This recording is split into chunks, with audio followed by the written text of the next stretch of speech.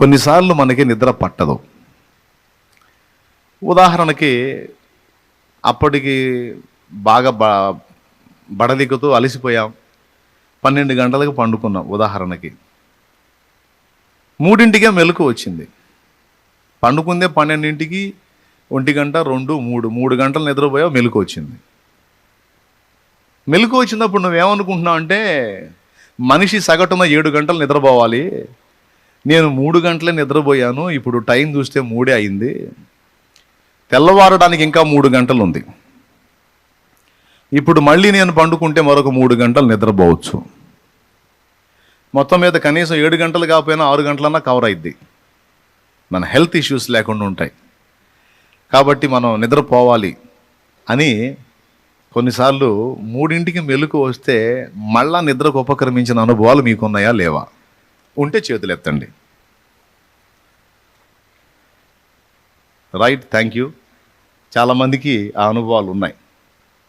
3ంటికి దేవుడు మెలకు ఇచ్చాడు, అయితే నువ్వేం చేసావంటే ఆ 3ంటికి మళ్ళా కళ్ళు మూసుకొని ఇటు పక్కకు తిరిగి ఆ దిండుని ఇటు లాక్కొని ఎలా ఒరిగి, లేకపోతే అటు పక్కకు తిరిగి ఆ దిండుని ఎలా లాక్కొని ఇటు పక్కకు ఒరిగి, మొత్తం మీద కష్టపడి 1 గంట అటు ఇటు పెనుగులాడి నిద్రపోయి ఉంటాం. ఇలా నాకు తెలిసి మస్తు సార్లు జరిగి ఉంటుంది. ఒకవేళ నేను పండుకుందే 12 గంటలకైతే నాకు 3 గంటలకల్లా నిద్ర సరిపోయినట్టుగా మెలకు వచ్చింది ఏమిటి? వాస్తవంగా ఇంత బడలిక మీద, ఇంత అలసట మీద 3 గంటల నిద్ర సరిపోదు, కనీసం 6 నుంచి 8 గంటలు నిద్రపోతే కానీ ఇక చాలు అని తేటగా మెలకు వచ్చింది. అలాంటిది నాకు కేవలం 3 గంటల నిద్ర సరిపోయినట్టుగా 3 గంటలకే నాకు మెలకు వచ్చింది ఏమిటి? ఈ 3 గంటల్లోనే ఇంతటి రిలీఫ్ వచ్చిందేంటి? అసలు ఈ జామున నాకు ఇంత తేటగా మెలకు ఎందుకు ఇచ్చాడు? ఇది తనకి దేవుడు ఏదో నాకు సమాచారం ఇవ్వాలనుకుంటున్నాడు అని అనుకునేవాళ్ళు 100లో 10 మంది మాత్రమే ఉంటారు. 100లో ఓన్లీ 10%, 10 మంది మాత్రమే ఉంటారు. దాదాపు 90% మందికి ఆ గ్రహింపు ఉండదు. ఒప్పుకుంటారా? అంటే ఈ గ్రహించేటువంటి వాళ్ళకి ఎలా ఉంటుందంటే ఆలోచన, ఎందుకు దేవుడు నాకు ఇప్పుడు మెలకు ఇచ్చాడు, ఇప్పుడు ఈ టైం నిద్ర రావట్లా, నిద్ర పోదామని ట్రై చేస్తున్నాం, నిద్ర రావట్లా. రానప్పుడు జ్ఞానవంతులు, దైవిక స్పృహ కలిగిన వారు బలవంతంగా నిద్రపోవడానికి ట్రై చేయరు. చూస్తారు, ఏందో నిద్ర పట్టట్లేదు అంటే మొత్తానికి దేవుడు ఏదో నాతో మాట్లాడాలనుకుంటున్నాడు ఈ నిశ్శబ్ద వేళ, ఈ ప్రశాంత వేళ, సో నేను మేల్కోవాలి, ఓకే అని ఆ జామున పరిశుద్ధ గ్రంథం తీసుకోవటమో లేకపోతే మోకాళ్ళ మీదకి వెళ్ళి ప్రార్థనలో కనిపెట్టడమో చేస్తారు. ఆ జామున మెలకు ఇచ్చినప్పుడు ఆ స్పర్శను గుర్తుపట్టి ఒకవేళ నువ్వు మోకాళ్ళ మీదకి వెళ్ళగలిగితే దేవుడు చెప్పాలనుకున్న సమాచారం నీకు చెప్పే ఛాన్స్ ఉంది. ఇక్కడ చూసారా, తన దాసుడైన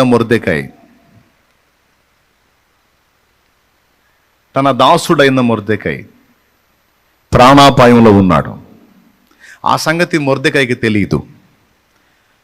హమాన్ అనేవాడు ఇట్లా కుట్ర బన్నుతున్నాడు అన్న సంగతి, ఏమండి,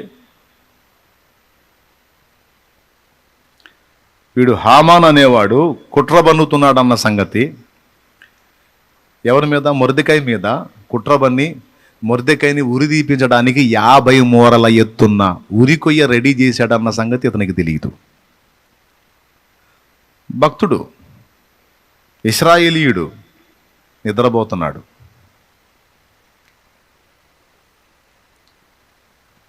కానీ అతన్ని చంపటానికి పథక రచన చేసిన వాడు మేలుకున్నాడు.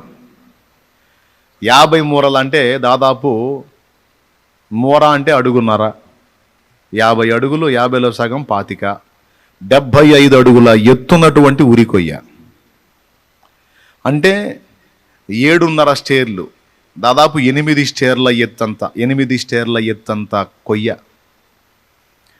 అంటే దాదాపు ఆ ఊర్లో చాలా మంది కనపడిద్ది ఆ ఉరికొయ్య, అంత ఎత్తు. ఎవరిని చంపడానికి? ముసలైనా? రైట్, మొర్దెకైని చంపటానికి. అయితే వాడు అంత పని చేయించి రాజు దగ్గరికి పోయాడు. ఇప్పుడు ఈ సంగతి రాజుకి తెలియదు, మొర్దెకైకి తెలియదు, హామానుకు మాత్రమే తెలుసు. రెండవది దేవుడికి తెలుసు. మొర్దెకైకి వెళ్ళి చూశాడు, తన దాసుడు ఆదమర్చి నిద్రపోతున్నాడు. ఇప్పుడు మొర్దెకైని సేవ్ చేయాలంటే ఇప్పుడు ఎవరిని మేలుకొల్పాలి? మొర్దెకైని మేలుకొల్పితే ప్రయోజనం లేదు. ఎందుకంటే హామాన్ అనేవాడు పెద్ద అధికారి, మొర్దెకై అతన్ని ఎదుర్కోలేడు. కాబట్టి ఇప్పుడు తన దాసుడైన మొర్దెకైని దేవుడు సేవ్ చేయాలి అనుకుంటే మొర్దెకైని చంపాలనుకున్న హామానుకు మించినోడిని లేపాలి. హామానుకు మించినోడు ఎవరంటే రాజే. రాజైన అహస్వేరోషు వాణిని లేపాడు. ఆడ పండుకుంటున్నాడు, నిద్ర రావట్లా. అని ఇడి తిరిగి పండుకుంటున్నాడు, నిద్ర రావట్లా. ఇడి తిరిగి పండుకుంటున్నాడు, నిద్ర రావట్లేదు. ఏం వచ్చిందిరా నాకు ఈరోజు నిద్ర పట్టి రావట్లేదు. ఇక్కడ అర్థమయ్యేది ఏంటంటే అండి, నిజంగా కంటి నిండా నిద్ర కూడా దేవుడిచ్చే కృపేనండి. కడుపు నిండా పట్టెడు అన్నం దొరకటం, కంటి నిండా హాయిగా కాసేపు నిద్రపోవడం అనేది కూడా ఆయన దయాదానమే. కొంతమందికి అయితే ఈ కృపావరం సమృద్ధిగా ఉంటుంది. ఏడ కూర్చున్నా నిద్రపోతానే ఉంటారు మహానుభావులు, ధన్యులు, ధన్యురాళ్ళు. ఏడన్నా కూర్చొని కాస్త గ్యాప్ దొరికిందంటే నాకు అనిపించింది నిజంగా గాడ్ గిఫ్టే, దేవుని బహుమానమే. హాయిగా నిద్రపోవటం అంటే, ఏడ కూర్చున్నా నిద్ర రావటం అంటే ఏ దిగులు లేని వాళ్ళకి వచ్చింది అది. ఏ కోశాన్ని దిగులు ఉన్నా కూడా నిద్ర రాదు, అవునా? ఎక్కడ కూర్చున్నా అక్కడ నిద్రపోగలుగుతున్నారంటే నిజంగా వాళ్ళు గొప్ప విశ్వాసం కలిగిన వాళ్ళని నా ఫీలింగు. పరిశుద్ధుల సంగతి చెబుతున్నా, లోకస్తుల సంగతి కాదు. ఓవర్ కాన్ఫిడెన్స్, దేవుని పట్ల మంచి విశ్వాసం ఉన్నవాళ్ళే ఆడ కూర్చున్నా హాయిగా నిద్రపోగలుగుతారు. పాప వీడు ఇటు తిరుగుతున్నాడు, అటు తిరుగుతున్నాడు, గందరగోళం అవుతుంది, నిద్ర రావట్లా. నాకు తెలిసి కొంచెం తెప్పించుకొని తాగుడు ఉంటాడు, నిద్ర రావట్లేదు తాండ్రా కాస్తాను, అయినా నిద్ర రావట్లేదు. ఎందుకు వచ్చింది? దేవుడు ఇవ్వని నిద్ర ఎవడు పొందగలడు? లేరా లే, నువ్వు నిద్రపోతే ఎట్లా? నా దాసుడు ప్రమాదంలో ఉన్నాడులే. నాకు తెలిసి నేను అనుకుంటున్నాను, అహస్వేరోషు అడు తిరిగి పండుకుంటే అటు ఒక పోటు పొడిచి ఉంటాడు, ఇటు తిరిగి పండుకుంటే ఇటు ఒక పోటు పొడిచి ఉంటాడు. నిద్రపోనీయకుండా చేశాడు మొత్తం మీద. తర్వాత రాజు నిద్ర లేచిన తర్వాత డ్యాన్స్ పార్టీ వాళ్ళని పిలవచ్చు, అరే రమ్మనని వాళ్ళు 2 స్టెప్పులు వేస్తారని, లేదా మ్యూజిక్ వాళ్ళని పిలవచ్చు, లేదా ఇంకా వేరే కాలక్షేపాలు, వినోద కార్యకలాపాలు ఉంటాయి, చేయించవచ్చు. కానీ వానికి వేటి మీద ఆలోచన పోకుండా వాని మనస్సుని రాజ్య సమాచార గ్రంథం మీదికి పోయేటట్టు చేశాడు. దేవుడు రాజుతో మాట్లాడుతున్నాడా? ఆ మైండ్ని బ్యాలెన్స్ చేస్తున్నాడా? ఒకసారి గమనించండి మీరు. సూపర్ కదా, రాజు బ్రెయిన్ని డ్రైవ్ చేస్తున్నాడు ఆయన. నిద్ర పట్టనీయకుండా చేశాడు. లేచి కూర్చున్న తర్వాత వాని మనస్సుని ఎటు పోనీట్లా.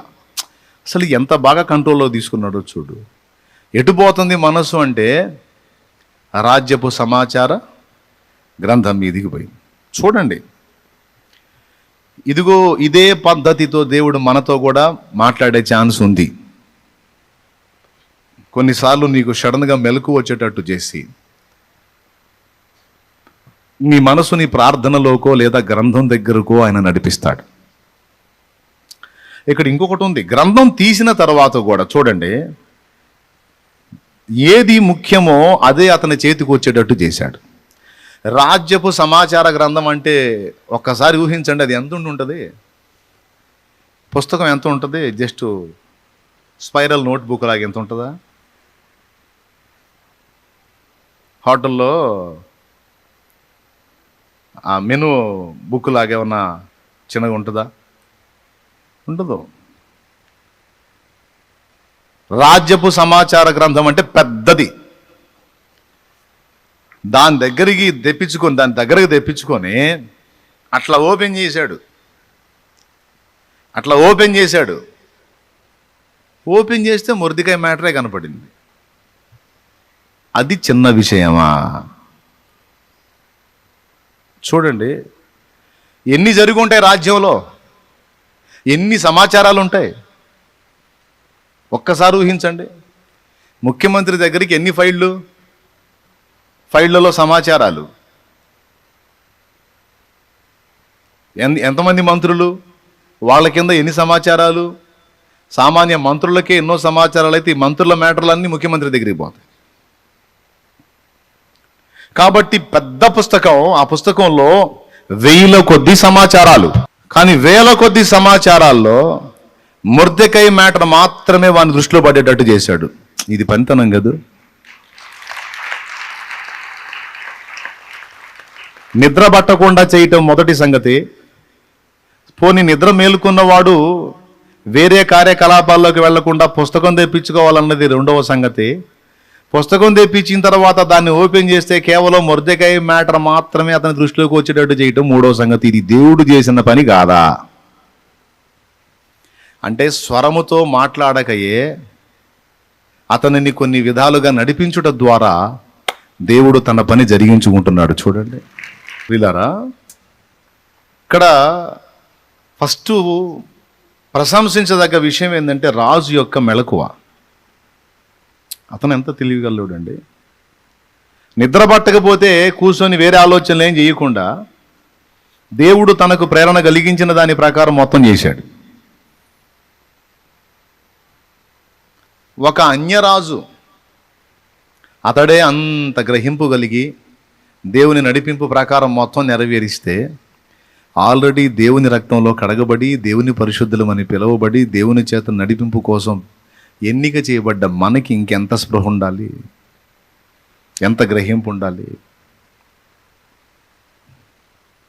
దేవుడు మాట్లాడతాడు. కొన్నిసార్లు నాకు ఈ అనుభవం కూడా ఉంది.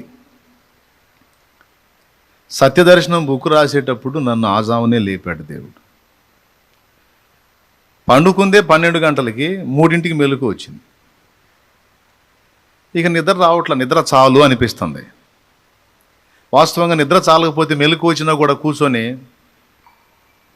అయిపోతాం కదా. కానీ ఎట్లుందో తెలుసా, తెల్లవారితే మెలకు వచ్చి ఫ్రెష్గా ఉంటాను చూడు, అలా ఉంది 3ంటికి. ఏంది నాకు 3 గంటల నిద్రే సరిపోయింది ఏమిటి, ఇంకా చాలా అనిపిస్తుంది ఏమిటి అని ఆ పడక మీద కూర్చొని ఆలోచన చేస్తూ ఉంటే ఆ జామున నా హృదయంలో ప్రేరణ, నువ్వు శుభవార్త చెప్తున్నావు కదా నన్ను గురించి, కొంతమందికి అందుద్ది కొంతమందికి అందదు, అందరికీ సవివరంగా ఆ వర్తమానం అంతా అందాలి అంటే దాన్ని ఒక పుస్తక రూపంలో నువ్వు ఎందుకు ఇవ్వకూడదు అని నాతో మాట్లాడాడు. అవును, ఎందుకు ఇవ్వకూడదు? ఇవ్వచ్చు. మరి ఇవ్వాలంటే రాయాలి కదా. రాయొచ్చు. ఎప్పుడు రాస్తావు? ఇప్పుడే ఒక నోట్స్ పెన్ ఎందుకు తీసుకోకూడదు? తీసుకొని మొదలుపెట్టి నువ్వు ఎందుకు రాయకూడదు? అవును, ఎందుకు రాయకూడదు? పదా, ఇక తడవ చేయలా, పోయి నోట్సు పెన్ను తీసుకొని మొదలు పెడితే తెల్లవారి 10 గంటలకల్లా మొత్తం పుస్తకం అయిపోయింది.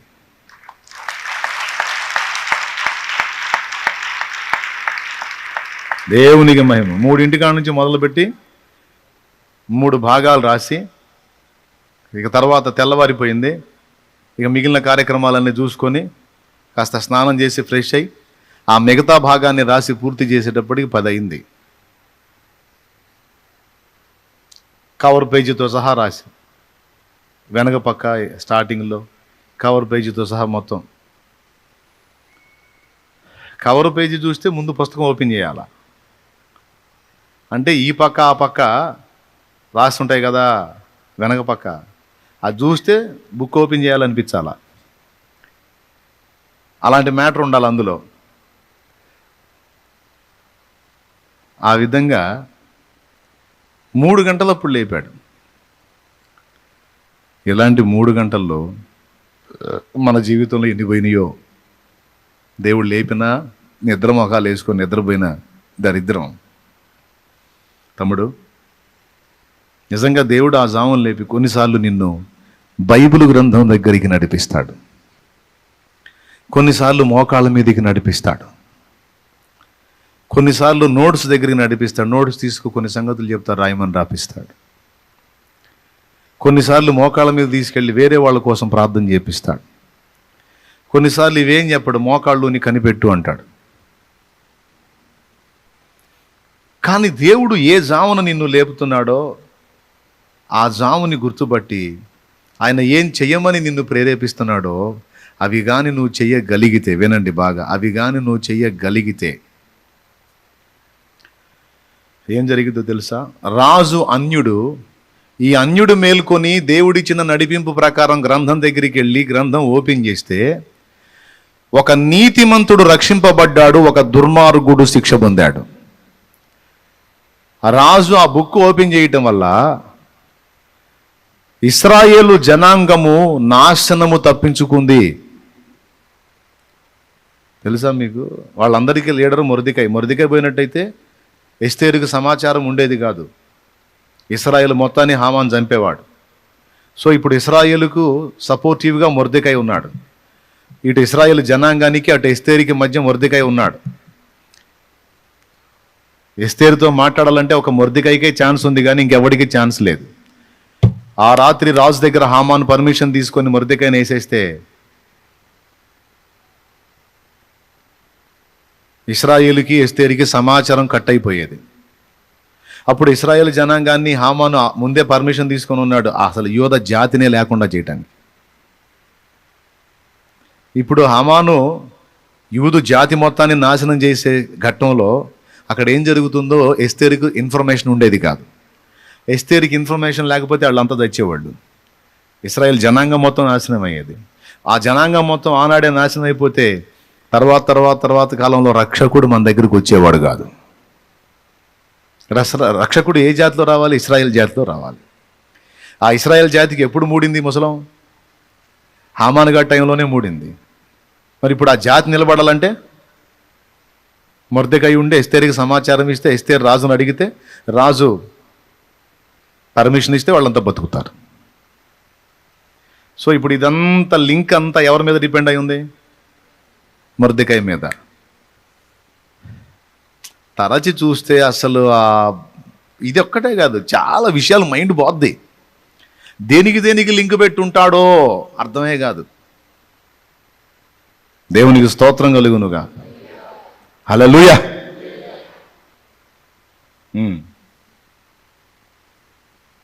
దేనికి లింక్ పెట్టుంటాడో అర్థం కాదు.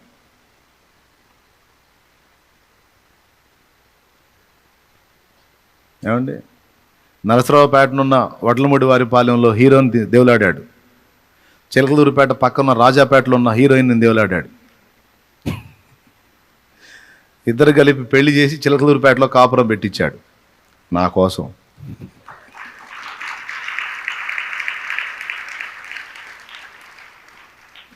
దేవునికి స్తోత్రం కలుగును గాక. హల్లెలూయా. కాదంటారా?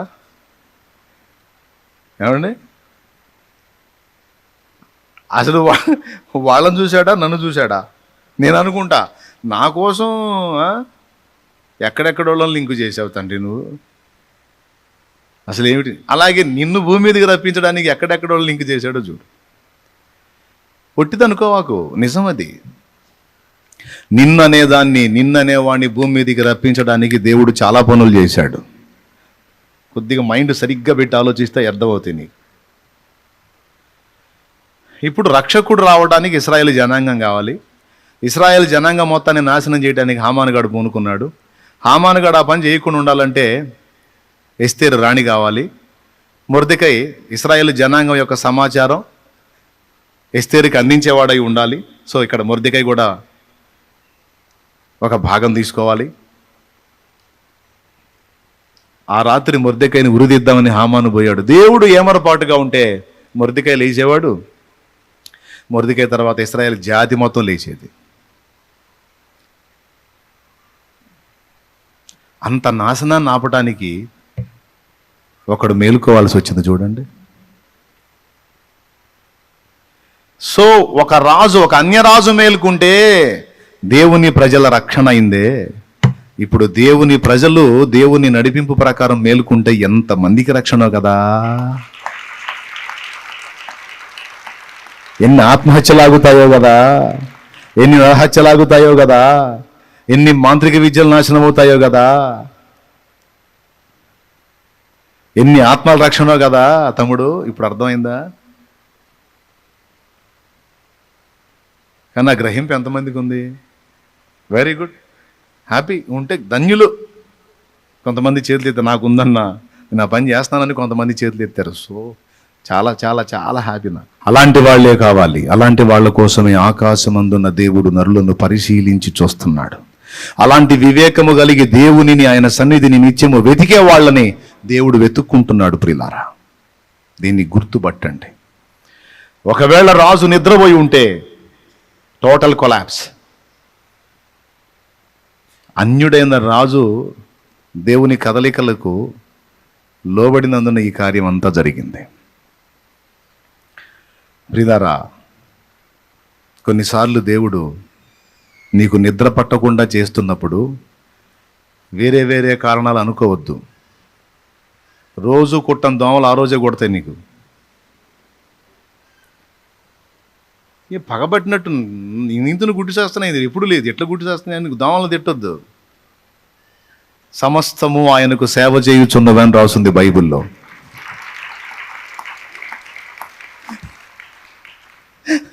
సేమలో దోమలు కూడా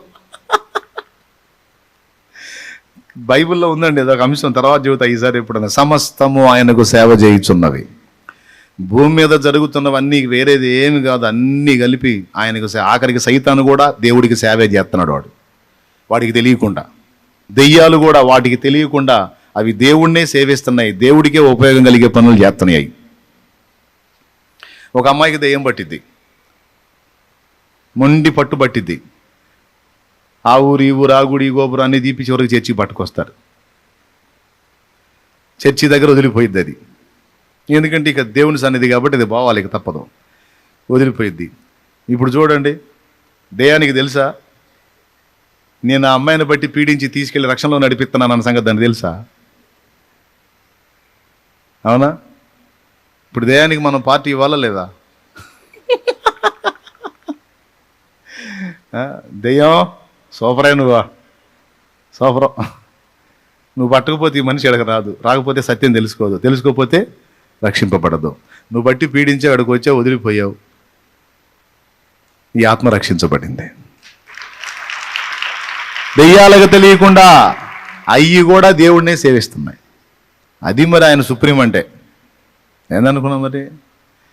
అట్లాగే ఎప్పుడు కుట్టం దోమలు ఆ రోజు స్పెషల్గా నీ మీద అటాక్ చేసినాయి అంటే సెలవైందనమాట.